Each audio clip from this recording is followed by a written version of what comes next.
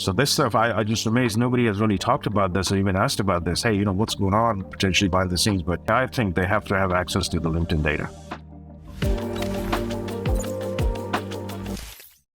I actually used ChatGPT to write some interview questions. It was pretty fascinating. So I took what your history was, your bio on LinkedIn, and I said, hey, ChatGPT, I'm talking to him today. Here's his background, here's his bio.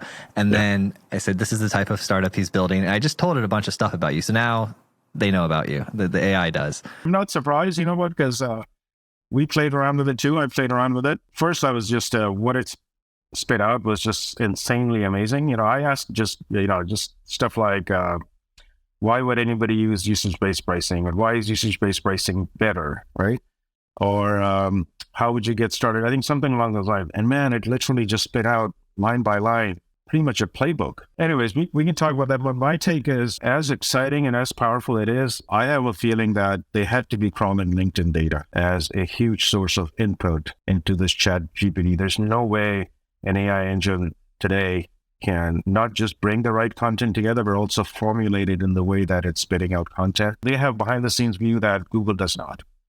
And considering that, ChatGPT is Microsoft and Reid Hoffman sponsored and all that good stuff, this stuff, you know what I'm saying? Like, there's no way, Joel, because some of the stuff, what AI engine, man? I mean, AI engine we know what it is, but I think what they have built is a huge classification mechanism.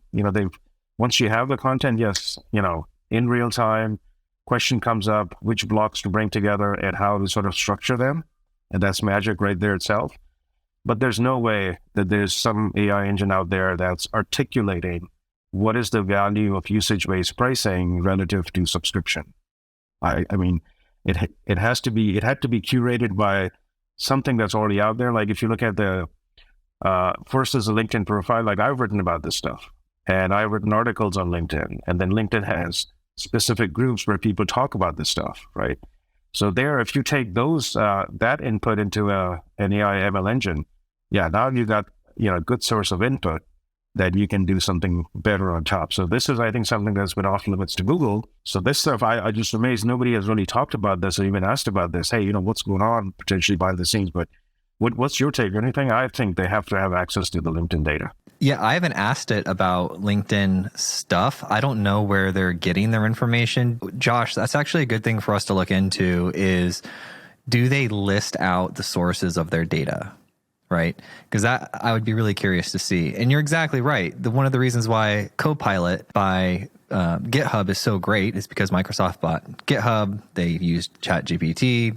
They trained it on the entirety of the public repos for GitHub.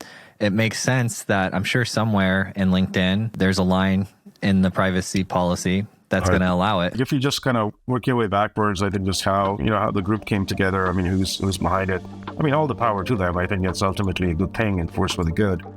But I think they do have some competitive advantage that they have some behind the scenes view into things that others do not.